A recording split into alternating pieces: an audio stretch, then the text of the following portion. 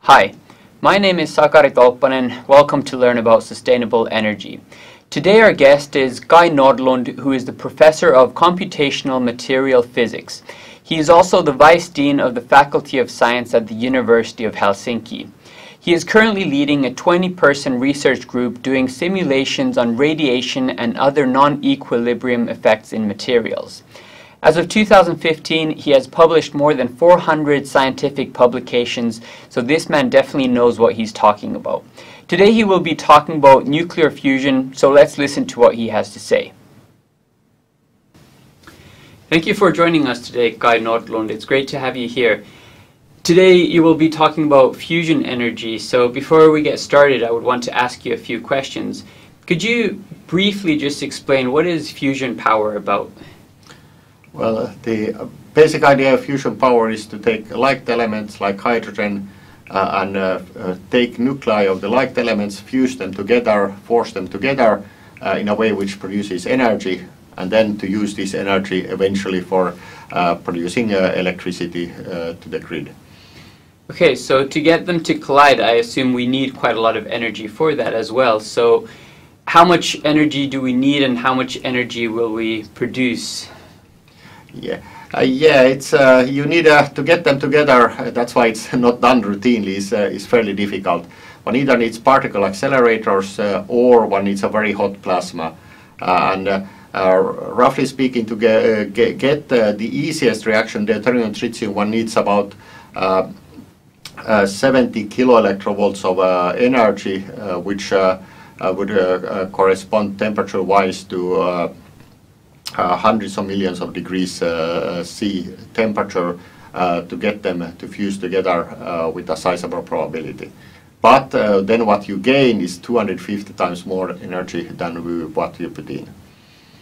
Okay, so we'll be getting a lot of energy in the future out of fusion energy, I hope. Where are we currently? Are we already getting enough energy compared to the amount of energy we need to put into the system? Unfortunately, not quite yet. The biggest reactors so far, especially JET in the UK, has about actually break even. That is, you got almost as much energy out as you put in a few demonstration shots.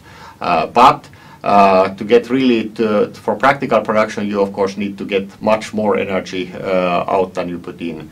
And right now, a very big fusion reactor is under construction in France, called ITER, and this machine should produce energy by at least a factor of 10. And this starts to be close to what would be needed in a fusion power plant for electricity production.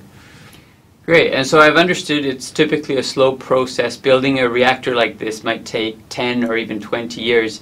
So where do you see the future, or where will we be in 50 years from now? Will fusion energy be the primary energy source, or how do you see it? Well, in 50 years it certainly won't be the primary energy source yet on Earth, but I'm hoping that in 50 years there will be fusion electricity. The actual prototype power plants, several of them, which will produce electricity to the grid. And after that, it will then ultimately be a cost issue. I mean, what the price of this electricity is, and obviously, if the price is cheap and operation reliable, then it will grow very strongly. And vice versa, if the price is not competitive, even if it would work, then one needs to obviously find cheaper solutions before it becomes a really large-scale energy production. Yeah. So it sounds like we're still in the research and the testing phase. And I assume that governments also should be supporting this to put more money and funding so that it might be the potential of energy or the future of energy. But is this safe? Certainly, that's one of the big advantages. That is, nuclear fusion power plants, contrary to the fission, nuclear fusion power cells cannot explode. It's so difficult to control the plasma. It needs a very delicate balance of several factors that if you break this balance, the fusion reactor will very quickly stop.